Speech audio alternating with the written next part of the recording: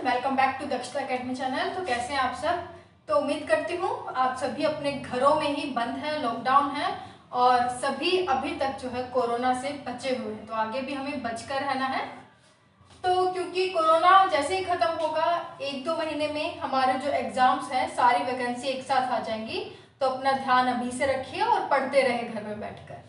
तो आज का जो हमारा टॉपिक है पॉलिटी सीरीज में वो है हमारा नीति निदेशक तत्व या directive principles of state policy, जिसे हम शॉर्ट फॉर्म में डीपीएसपी भी कहते हैं। और पिछला जो हमने इससे पीछे जो टॉपिक किया था पॉलिटी में वो क्या था, मूल अधिकार है, यानी कि जो हमारे फंडामेंटल राइट्स है जो कि पार्ट 3 में आते हैं वो हम कंप्लीट कर चुके हैं। तो चैनल की प्लेलिस्ट में जाकर आप फोल्डर देखेंगे पॉलिटिकल साइंस का, तो आपको सारी वीडियोस मिल जाएंगी सब्जेक्ट वाइज। तो आज जो हमें पढ़ना है नीति निर्देशक तत्व या डीपीएसपी के बारे में। तो स्टार्ट करते हैं। एक एक चीज साथ में मेरे नोट करते चलेगा। तो पहली चीज आप नोट कर ले कि जो आपके डीपीएसपी है, नीति निर्देशक तत्व है, इसके बारे में संविधान में जो उल्लेख हुआ है वो कौन से पार्ट में हुआ है, कौन से पार्ट में आते हैं, ये आते हैं आपके भाग 4 यानी कि पार्ट 4। तो ये आपके पहला फैक्चुअल क्वेश्चन है इसके बारे में कि डीपीएसपी आपके जो कॉन्स्टिट्यूशन में, संविधान में भाग 4 या पार्ट 4 में उल्लिखित है। दूसरा फैक्चुअल क्वेश्चन है कि ठीक है पता लग गया हमें कि पार्ट 4 में आते हैं, लेकिन अब ये तो बता दीजिए कि ये आर्टिकल कौन से हैं, कौन से आर्टिकल में बताया गया है कि हमारे जो नीति निर्देशक तत्व है वे कौन से होंगे। तो इसके बारे में बताया गया है आपके आर्टिकल 36 से लेकर 51 तक। तो 36 से 51 जो आपका अनुच्छेद है 36 to 51 आर्टिकल वो आपके पार्ट 4 में आते हैं संविधान में। और ये जो आपका पार्ट 4 है इसमें नीति निर्देशक तत्वों के बारे में दिया गया है। अब तीसरा और सबसे इम्पोर्टेंट क्वेश्चन कि जो डीपीएसपी है, नीति निर्देशक तत्व है, ये हमारे संविधान में जो शामिल है ये कौन से देश के संविधान से किए गए। तो कहां से किए गए, ये लिए गए हैं आपके आयरलैंड के संविधान से। तो 3 चीजें क्लियर हो गई। चलिए उसके बाद आगे बढ़ते हैं। तो नीति निर्देशक तत्व के बारे में ये चीज हमारी 3 चीजें क्लियर हो गई है। अब हम देखते हैं कि नीति निर्देशक तत्व या directive principles of state policy आखिर है क्या। तो बीएन अभी 2 सेकंड वेट कर लीजिए, उससे पहले एक और चीज मैं बता देती हूँ आपको कि जब आपके संविधान का निर्माण हो रहा था, संविधान का निर्माण हो रहा था आपका कॉन्स्टिट्यूशन असेंबली के द्वारा, संविधान सभा के द्वारा, तो जो आपके सलाहकार समिति के अध्यक्ष थे और वे कौन थे, doctor BN. Rao. Doctor BN. Rao जो कि आपके सलाहकार समिति के अध्यक्ष थे, इन्होंने कहा कि जो आपके हम राइट्स लेंगे, अधिकार लेंगे, वो 2 तरह के होंगे। 2 तरह के इन्होंने अधिकारों या राइट्स के बारे में बताया। एक राइट्स, एक अधिकार ऐसे हैं जो कि आपके, जिसे हम मूल अधिकार भी कहते हैं, फंडामेंटल राइट्स कहते हैं, जिनका नेचर क्या होगा कि वो जो है आपके न्यायालय के द्वारा प्रवर्तनीय होंगे, यानी कि वो जो है जुडिशियली एनफोर्स्ड होंगे। तो पहली में आपके आगे जो कि न्यायालय द्वारा प्रवर्तनीय है या फिर जो आपके हैं जुडिशियली वो एनफोर्स्ड हो सकेंगे, जिसमें आपके कौन से आते हैं, मूल अधिकार। तो जो आपके मूल अधिकार है हमें पता है, इतना कुछ पढ़ चुके हैं इसके बाद में पीछे कि आपके जो फंडामेंटल राइट्स हैं हमारे जो है इनकी जो सुरक्षा है आपका, जो फंडामेंटल राइट्स हैं इसमें हमारे ऐसे मौलिक अधिकार शामिल हैं जो हमसे कोई नहीं छीन सकता। अगर राज्य भी कोई ऐसे हमारे अधिकार का हनन करता है, वॉयलेशन करता है, तो उसके अगेंस्ट हम सीधा कहाँ जा सकते हैं, सुप्रीम कोर्ट या हाई कोर्ट जा सकते हैं और वो जो है हमारी जो है अपील सुनेंगे और जिसके जरिए वो डिफरेंट जो है रिट जारी करते हैं। तो एक तो अधिकार की प्रकृति उन्होंने ये बताई कि जो कि न्यायालय के द्वारा प्रवर्तनीय है, न्यायालय के द्वारा जो लागू कराए जाते हैं, जिसमें आपकी जुडिशरी गारंटी देती है आपके राइट्स के लिए। और दूसरे ऐसे अधिकार राइट्स रखे गए जो कि अपरिवर्तनीय है, यानी कि नॉन जस्टिफाइबल है, आपके लिख लें नॉन जस्टिफाइबल है, या फिर जो आपके जो जुडिशरी के द्वारा जो है एनफोर्स नहीं किया जा सकते, नॉन एनफोर्स्ड है। तो ऐसे अधिकारों को रखा गया आपका दूसरी कैटेगरी में। तो एक जो आपके फंडामेंटल राइट्स हैं जिसकी गारंटी आपका न्यायालय देता है कि वो आपके न्यायालय जो है सुरक्षा करेगा फंडामेंटल राइट्स की। दूसरे की अधिकार जरूर मिल गए हैं लेकिन उसकी कोई गारंटी नहीं देता है, और ये जो अधिकार है न्यायालय के द्वारा, हम अगर जज के पास जाएंगे, जुडिशरी के पास जाए कि हमारे जो राइट है ये हमें मिलना चाहिए, ये लागू नहीं हो रहा है और हमें जो स्टेट है वो ये राइट हमें नहीं दे रही है, तो ऐसा राइट जो दूसरी लिस्ट में आएगा इसके लिए आपकी न्यायालय जुडिशरी गारंटी नहीं लेती है। आपको चाहे वो कितना ही आपका अधिकार मिले या ना मिले, उसमें कोई इंटरफेरेंस नहीं करेगी आपकी जुडिशरी, जिसे हम क्या कहते हैं नॉन एनफोर्सेबल राइट्स, यानी कि जो अपरिवर्तनीय अधिकार है वो दूसरी लिस्ट में रखे गए। और अब ऐसे अधिकार, ऐसे राइट्स जो आपकी इस दूसरी लिस्ट में रखे गए, इसी लिस्ट को हमने क्या कहा, यही जो अधिकार है आपके बाद में क्या बन गए हैं, इन्हीं अधिकारों को नाम दिया गया नीति निर्देशक तत्व या डीपीएसपी, जिसे आर्टिकल 36 से लेकर 51 में पार्ट 4 के अंतर्गत संविधान सभा ने रखा। क्लियर? तो इस तरह से आपके जो है नीति निर्देशक तत्वों को, डीपीएसपी को शामिल किया गया आपके संविधान में। अब बात आती है, जब हमने दो चीज कर ही ली है, दो अधिकारों के बारे में बात कर लिया, तो इनके जो डिफरेंस के बारे में भी देख लेते हैं कि आखिर इसमें दोनों के बीच जो मेन डिफरेंस है वो आखिर है क्या। तो ध्यान से देखिएगा, तो सबसे पहला तो डिफरेंस यही है, फंडामेंटल राइट्स हमारे जो मूल अधिकारों की जो गारंटी लेता है सुप्रीम कोर्ट, हाई कोर्ट, कि वो न्यायालय के द्वारा परिवर्तनीय है, जो है जुडिशरी उन्हें लागू करता है, वो जुडिशरी एनफोर्स्ड है। लेकिन जो हम आपके नीति निर्देशक तत्व है, इसकी गारंटी आपके पास जो हाई कोर्ट या सुप्रीम कोर्ट नहीं लेता, ये जो है आपके जुडिशली एनफोर्स नहीं है, ये नॉन जुडिशियल है। तो ऐसे अधिकार जो है आपके नीति निर्देशक तत्वों में है। और दूसरी चीज, फंडामेंटल राइट्स के बारे में हमने पढ़ा था कि अगर इनका जो वायलेशन होता है, हनन होता है, तो हम सुप्रीम कोर्ट या हाई कोर्ट के पास जा सकते हैं आर्टिकल 32 और 226 के तहत, जिसके बारे में आपके जो कोर्ट है क्या करेगा, डिफरेंट जो रिट है वो जारी करता है ताकि हमारे फंडामेंटल राइट का संरक्षण हो सके। जबकि ऐसा कुछ भी आपके इसमें नीति निर्देशक तत्वों के केस में नहीं होता, क्योंकि ये आपके क्या है, नॉन एनफोर्सेबल राइट्स है, अपरिवर्तनीय अधिकार है। तीसरी चीज जो हमें पता होना चाहिए वो ये है कि जो आपके फंडामेंटल राइट्स हैं, ये तो आपके हमारे हो गए मूल अधिकार है, ये तो हमारे मौलिक अधिकार है, लेकिन जो आपके नीति निर्देशक तत्व है, ये क्योंकि हमारे मूल अधिकार नहीं है, अगर इन्हें लागू करवाना है, ये जो नीति निर्देशक तत्व है ये दरअसल आपके कानून के रूप में भी नहीं होते। अगर इनको राज्य के द्वारा इन नीति निर्देशक तत्वों को, डीपीएसपी को अगर लागू करवाया जाना चाहिए, तो वो क्या करता है, राज्य इनको एक कानून का रूप देता है। तो विधि के द्वारा इसे कानून का रूप देगा इन नीति निर्देशक तत्वों को, उसके बाद ये कानूनी जो अधिकार बनते हैं, वरना ये आपके कानूनी अधिकार भी नहीं होते हैं। क्लियर? चौथा डिफरेंस है इन दोनों में, वो ये है कि हमने देखा था फंडामेंटल राइट्स में अलग अलग अधिकारों के बारे में जो अलग अलग लिमिटेशंस हमने देखी थी, रेस्ट्रिक्शंस देखी थी। ठीक है, हमें ये अधिकार मिला, लेकिन इसमें आपको रेस्ट्रिक्शंस भी है। तो रीजनेबल रेस्ट्रिक्शंस थी, युक्त निर्बंधन हमने देखे थे फंडामेंटल राइट्स में। जो डीपीएसपी है, नीति निर्देशक तत्व है, इसमें ऐसे कोई जो रीजनेबल रिस्ट्रिक्शंस नहीं है, युक्त निर्बंधन जो आपके स्पेसिफाइड नहीं है, लेकिन इस बात का ध्यान रखा जाता है कि जितने भी नीति निर्देशक तत्व हैं ऐसे नीति निर्देशक तत्व या डीपीएसपी को कानून बनाया जाए जो कि आपके जो मूल अधिकार है, फंडामेंटल राइट्स है, उनका उल्लंघन या वायलेशन ना करे। क्लियर? तो ये 3-4 चीजें थी आपके, हमने दोनों के बारे में डिफरेंस देखी।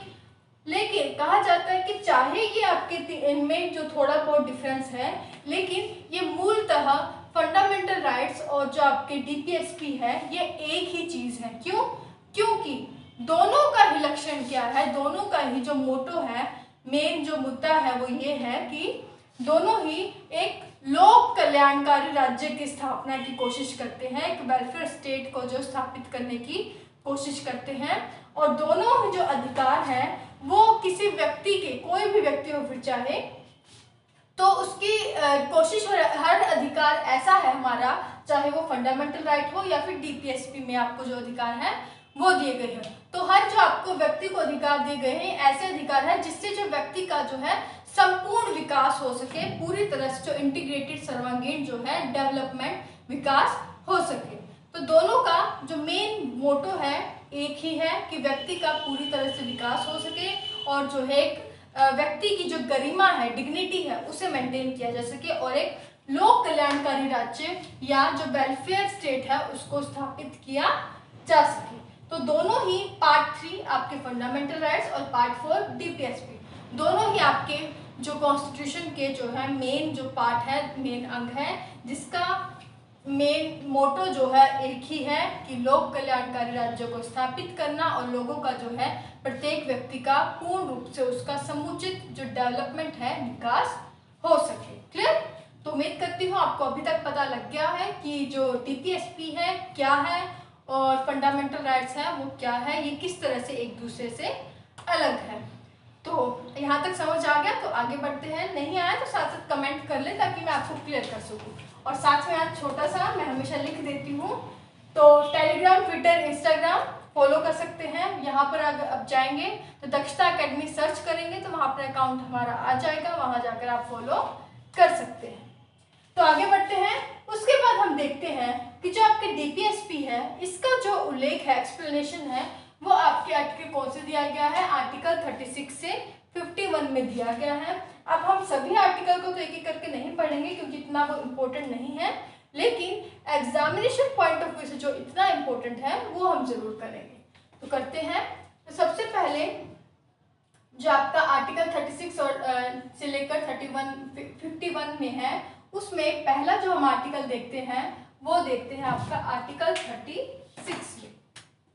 तो आर्टिकल 36 में क्या कहा गया है, तो आर्टिकल जो 36 है, 36 है, इसमें क्या कहा गया है कि जो आपका राज्य है, स्टेट क्या है, उसकी परिभाषा के बारे में बताया गया। और ये वही परिभाषा है जो हमने आर्टिकल 12 में की थी, कि जो हमें बताया गया था कि राज्य क्या होगा। तो वही चीज है आर्टिकल 36 में, इसमें बताया गया है कि जो आपका राज्य है, स्टेट है, वो क्या है। लिख नहीं रही हूँ क्योंकि थोड़ी मार्कर प्रॉब्लम है लॉकडाउन की वजह से, तो नोट कर लिया। आर्टिकल 36 में क्या दिया गया है, आपके आर्टिकल 36 में क्या दिया गया है कि जो आपके राज्य की परिभाषा दी गई है, आपकी जो स्टेट है उसके बारे में बताया गया है आपके आर्टिकल 36 में। हाँ, तो आ गया। तो ये क्या हो गया, आपका राज्य क्या है, स्टेट इंग्लिश में हम कहेंगे, इसके बारे में बताया गया है आपके आर्टिकल 36 में। उसके बाद है आपका आर्टिकल 37। तो 37 भी है, इंपॉर्टेंट है।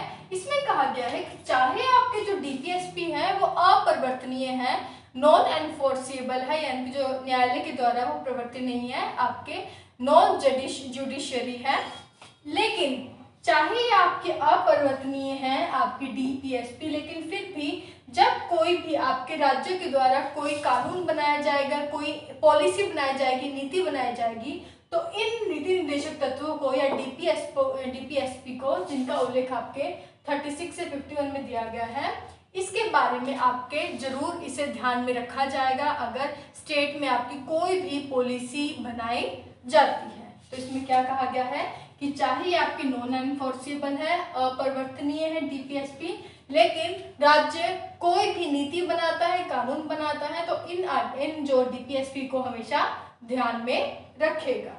तो ये आपका बताया गया है 37 में। उसके बाद है आपके आर्टिकल 38 से 51। तो इनमें आपके जो बाकी डीपीएसपी है वो आ जाते हैं, और इन सभी में यह बताया गया है कि किस प्रकार से हम जो है कोई राज्य, जो लोक कल्याणकारी राज्य की स्थापना कर सकते हैं, कोई वेलफेयर स्टेट की स्थापना कर सकते हैं। तो ये जो है इसमें बताया गया है एक एक करके। और लेकिन आपको एक चीज याद रखना है कि ये जितने भी आपके डीपीएसपी है, नीति निर्देशक तत्व है 36 से 51 आर्टिकल में, इसमें जो तीन जो विचारधारा है, मेनली जो तीन थॉट्स हैं वो प्रभावी रहे हैं। वो है आपके कौन कौन से, समाजवादी विचारधारा, सोशलिस्ट थॉट्स, उसके बाद है गांधीवादी विचारधारा, गांधीयन थॉट्स, और उसके बाद है उदारवादी यानी कि जो आपके लिबरल थॉट्स। तो ये तीनों जो विचारधाराएं हैं आपके, इन नीति निर्देशक तत्व जो कि एक लोक कल्याणकारी राज्य की स्थापना करने की कोशिश करते हैं, उसमें ये तीनों विचारधाराएं हैं वो आपको देखने को मिलती है, इनका प्रभाव देखने को मिलता है। तो कई बार एग्जाम में पूछा जाता है कि आप जो डीपीएसपी है उनमें कैसे थॉट से कैसे विचारधारा की बात की गई है, तो यहाँ चीज है नोट कर लें। एक जो आपका है इसमें एक निर्देशक तत्व है, उसमें जो आपके अनुसूचित जाति है और अनुसूचित जनजाति है उनके लिए उनके अधिकार, उनके हितों के संरक्षण की भी बात की गई है। तो एक जो आपका डीपीएसपी इसमें मिला है उसमें आपके अंबेडकर जो वादी है, अंबेडकरवादी जो थॉट्स है उसके बारे में भी उल्लेख मिलता है, लेकिन मैक्सिमम आपके यही जो विचारधारा है आपके डीपीएसपी में मिलती है। क्लियर? तो ये चीज आपको याद रखनी है। इनमें भी डीपीएसपी में भी जो सबसे इम्पोर्टेंट हम बात करें तो सबसे इम्पोर्टेंट जो आपका वो है डीपीएसपी है वो है आपका अनुच्छेद 44 यानी कि आर्टिकल नंबर 14, जिसमें कहा गया है कि राज्य जो है राज्य प्रयास करेगा कि राज्य प्रयास करेगा कि यूनिफॉर्म सिविल कोड मतलब समान सिविल संहिता, तो राज्य के द्वारा प्रयास किया जाएगा कि यूनिफॉर्म सिविल कोड यानी कि समान सिविल संहिता को लागू किया जा सके। अब ये क्या होता है यूनिफॉर्म सिविल कोड?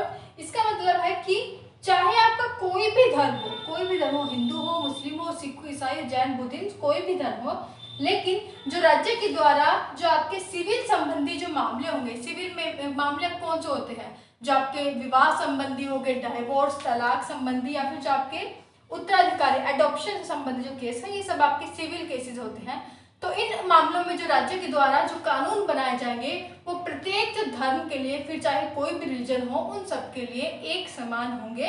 लेकिन अगर हम वर्तमान कंडीशन की बात करें तो ऐसा बिल्कुल नहीं है। तो आपको पता ही है कि हिंदुओं में जो है विवाह तलाक के जो कानून है वो अलग है, मुस्लिम्स में अलग है। लेकिन क्योंकि ये डीपीएसपी है, ये न्यायालय के द्वारा लागू तो नहीं कराए जा सकते, सिर्फ यहाँ पर बात की गई है कि राज्य प्रयास करेगा कि समान सिविल संहिता जो है लागू की जा सके, यूनिफॉर्म सिविल कोड लागू किया जा सके।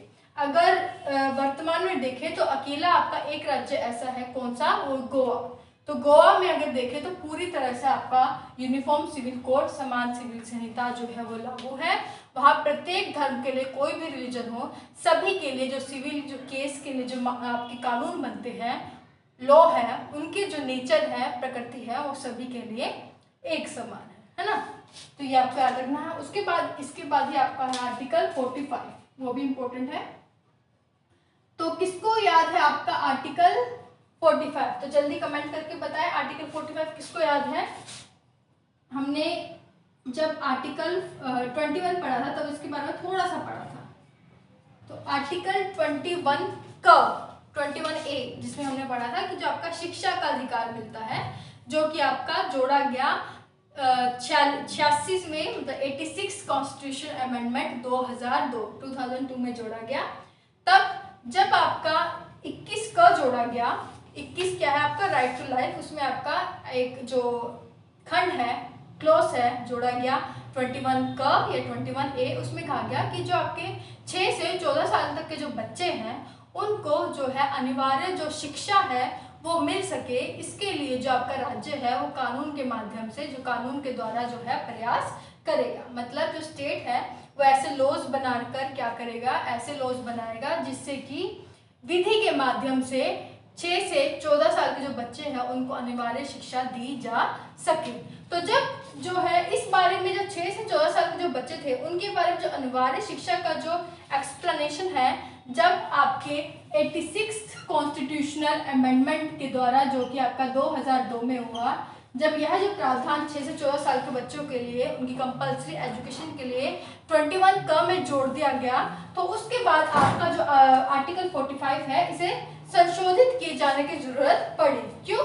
क्योंकि जो आपका आर्टिकल 5 था उसमें आपका क्या था कि आपके वे बच्चे जिनकी जो आयु है 14 साल तक के बच्चे हैं, उनके लिए राज्य प्रयास करेगा कि उनको जो है उनकी देखभाल और शिक्षा के जो अवसर है उन्हें मिले। लेकिन अब हमने देखा क्योंकि 21 में पहले ही जोड़ दिया गया है कि 6 से 14 साल के बच्चों को अनिवार्य शिक्षा दी जाएगी राज्य के द्वारा, तो अब दोबारा वही चीज रिपीट हो 45 में, ऐसा तो ठीक नहीं है। इसलिए 45 को भी 2002 में 86 कॉन्स्टिट्यूशन अमेंडमेंट के द्वारा इसे अमेंडमेंट कर दिया गया। और इसमें क्या जोड़ दिया गया कि वहां क्या कर दिया गया, 6 से 14 साल के बच्चे, और यहाँ पर क्या किया कि जो 6 साल से कम बच्चे हैं, तो 6 साल से जो आपके कम बच्चे हैं उनकी जो देखभाल है और जो शिक्षा है उनके बारे में जो प्रयास है वो कौन करेगा, वो राज्य के द्वारा की जाएगी कि उनको जो है उचित शिक्षा मिले और उनकी देखभाल हो। तो ये आपका 45 जो आर्टिकल है इसमें जोड़ा गया 86 कॉन्स्टिट्यूशन अमेंडमेंट 2002 के द्वारा, जिसमें 6 साल से कम बच्चों के लिए जो है आपके इश्यूज या जो प्रावधान है वो कर दिए गए। क्लियर? तो ये है आपका 45 के बारे में। अब आप ये सोच रहे होंगे कि ठीक है, सिर्फ इतने से हमारे डीपीएसपी हो गए, 36 से 51 तक हमारा डीपीएसपी है, इसके अलावा हमें कुछ नहीं पढ़ना। तो ऐसा नहीं है। बाद में आपका एक केस आया, कौन सा, लिख ले, यहाँ पर मैं लिख देती हूँ,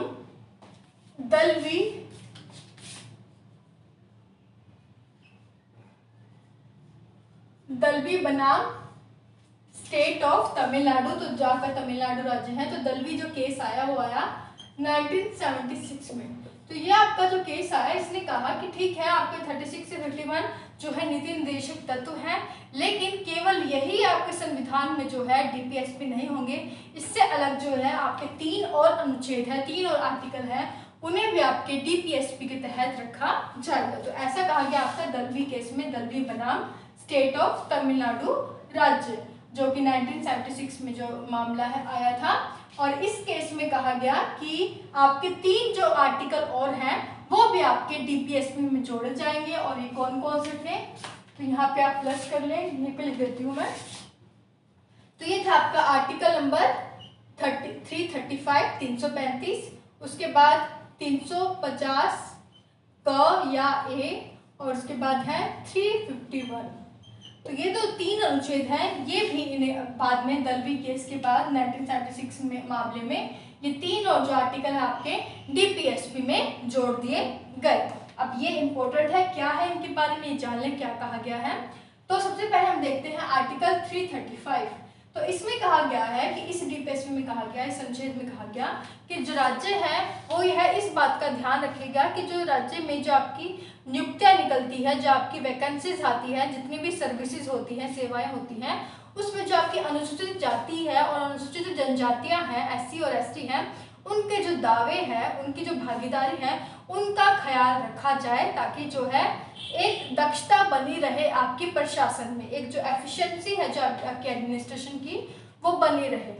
तो क्या है आपका 335 आर्टिकल में कि जो आपके राज्य इस बात का ध्यान रखेगा कि जितनी भी वैकेंसियां या जो सर्विसेज होती हैं उसमें अनुसूचित जाति, एससी और एसटी, अनुसूचित जाति और जनजातियों का, उनकी भागीदारी का, उनके दावों का मेन रूप से ख्याल रखा जा सके, जिससे कि एक प्रशासन में दक्षता, एफिशिएंसी ऑफ एडमिनिस्ट्रेशन वो बनाए रखे जा सके।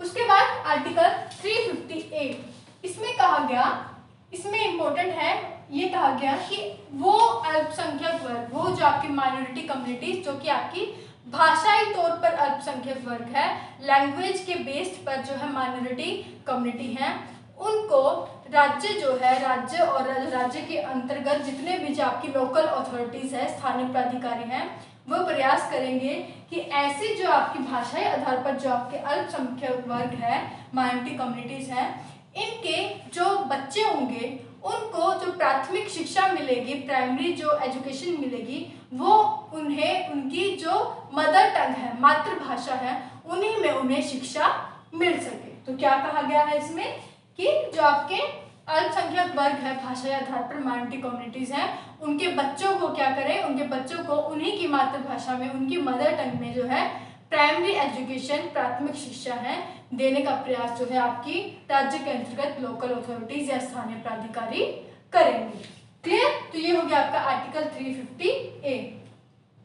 उसके बाद आपका आर्टिकल 351, और इसमें कहा गया है कि जो आपका यूनियन है, संघ है, वो क्या प्रयास करेगा, वो यह प्रयास करेगा कि जो आपकी लैंग्वेज है हिंदी, उसका जो है प्रचार प्रसार किया जा सके और ऐसे इतना जो इसको समुचित रूप से इसका जो डेवलपमेंट है, विकास किया जा सके। तो हिंदी से इसे याद रखें 351 आर्टिकल को। इसमें कहा गया है कि संघ आपका जो यूनियन है वो क्या कोशिश करेगा, प्रयास करेगा कि जो आपकी हिंदी जो भाषा है इसका जो प्रचार प्रसार किया जा सके और साथ ही इसका जो है समुचित विकास, डेवलपमेंट किया जा सके, ताकि जितने भी हमारे जो संस्कृतियां हैं, मल्टीकल्चर हमारी जो संस्कृति है, सभी संस्कृति के जो लोग हैं हिंदी को अपने जो अभिव्यक्ति का, अपने थॉट्स रखने हैं उसका जो माध्यम है बना सके इस लैंग्वेज को। क्लियर? तो ये है आपका आर्टिकल 351 में। और अब इन तीनों ही आर्टिकल को दलवी केस जो आपका 1976 में आया, इसके बाद इन तीनों को भी जो है अब शामिल किया गया है आपके दलवी केस में। साफ कह दिया गया है कि आपके डीपीएसपी में इन 3 अनुच्छेदों को भी शामिल किया जाए। क्लियर? तो ये चीजें यहाँ आपको मेन चीजें हमने देखी है कि डीपीएसपी में नीति निर्देशक तत्व है, उसमें आखिर है क्या जो आपको पता होना चाहिए। अब आर्टिकल जो 51 है, इससे से आपका जो खंड है, एक क्लोज है, वो है आपका 51 का 51A, और वो जो 51A है वो आपके कौन से आते हैं, पार्ट 4A में। तो भाग 4A में आते हैं आपका आर्टिकल 51 का। तो वो है आपका मूल कर्तव्य यानी कि फंडामेंटल ड्यूटीज, जिसके बारे में हम नेक्स्ट क्लास में पढ़ेंगे। आज के लिए बस इतना ही। वीडियो अच्छी लगती है, समझ में भी आती है और आपको लगता है कि आपके लिए एफर्ट्स लगाई जा रही है, तो प्लीज़ शेयर करें। नई चीज़ समझ में आए तो कोई बात नहीं, कमेंट ज़रूर करते, पूरी कोशिश करती हूँ कि आपके एक कमेंट का रिप्लाई ज़रूर दूँ। चलिए आज के लिए बस इतना ही। Thank you so much. Take care, ध्यान रखिए अपना और घरों में रहिए। All the best, take care.